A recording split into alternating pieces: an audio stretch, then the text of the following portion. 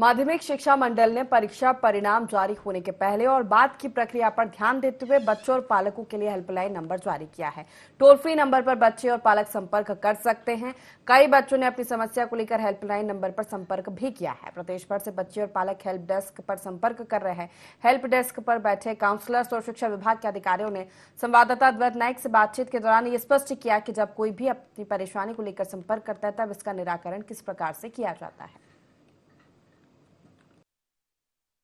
तीसरे चरण के चुनाव के बाद माध्यमिक शिक्षा मंडल 10वीं और 12वीं की बोर्ड परीक्षाओं के रिजल्ट को जारी करेगा, मगर इस बीच जिस तरह से पालकों को और साथ ही छात्रों को जो है एक प्रकार की हेल्प मिले, उसके लिए माध्यमिक शिक्षा मंडल ने हेल्पलाइन नंबर जो है वो जारी किया है। और लगातार जो 1 मई से 15 मई तक ये जो है बच्चों की समस्याओं का जो है निवारण किया जाएगा। आप देख ही सकते हैं कि ये जो हेल्पलाइन नंबर है, यहाँ पर टोल फ्री नंबर है, उस पर बच्चे कॉल कर सकते हैं, पालक कॉल कर सकते हैं और अपनी परेशानियां बता सकते हैं। वहीं इसके अलावा भी अगर आप देखें कि यहाँ पर जो परीक्षा परिणाम के पश्चात जो व्यवहार का परिवर्तन देखने मिलता है, यानी अलग अलग प्रकार से जब बच्चे रिएक्ट करने लगे, तो इसे लेकर भी कहीं ना कहीं जो बिंदु हैं वो लगाए गए हैं। वहीं इसके अलावा 6 ऐसे बिंदु भी हैं जो पालकों का मार्गदर्शन कर सके, चाहे वो सकारात्मक बनाए रखने की बात हो या प्रोत्साहित करने की बात हो। तो लगातार आप देख सकते हैं कि कॉल आते हैं और लगातार जो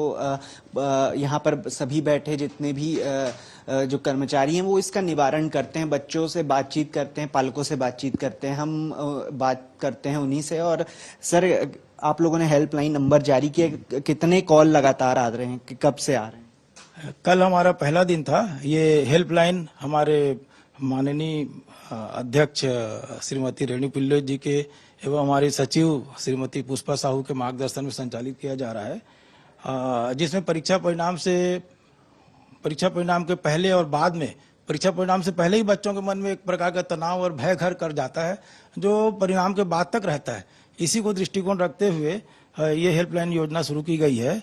इस बार मतलब उसको ड्यूरेशन बढ़ा दिया गया 15 दिन। पिछले वर्षों में ये 7 दिन का रहा करता था, परंतु हमारे अधिकारियों के मार्गदर्शन में इसको बढ़ाया गया है, क्योंकि ये बहुत ही संवेदनशील इशू है। ये तो जस्ट एक टेंटेटिव है कि अगर कोई व्यवहार परिवर्तन को लेकर कोई कंप्लेंट करता है तो हमें उन्हें क्या मार्गदर्शन देना है, यह अंतिम बिंदु नहीं है।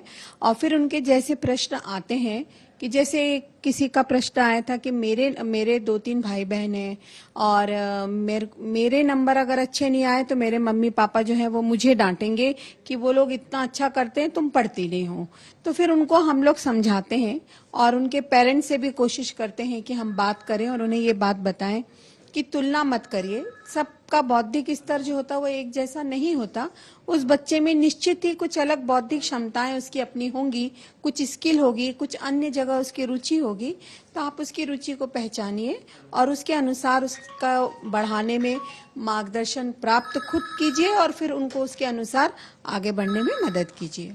तो इस तरह की कुछ परेशानियां हैं, इस तरह के कुछ निवारण हैं इसके, तो ये लगातार काम जारी है और काउंसलर्स भी बैठे हुए हैं, तो करियर के हिसाब से भी उन्हें गाइडेंस दी जा रही है और अन्य परेशानियों के लिए भी लगातार उनका निवारण किया जा रहा है। हेल्पलाइन नंबर जारी कर दी गई है, 15 मई तक लगातार ये जारी रहेगा।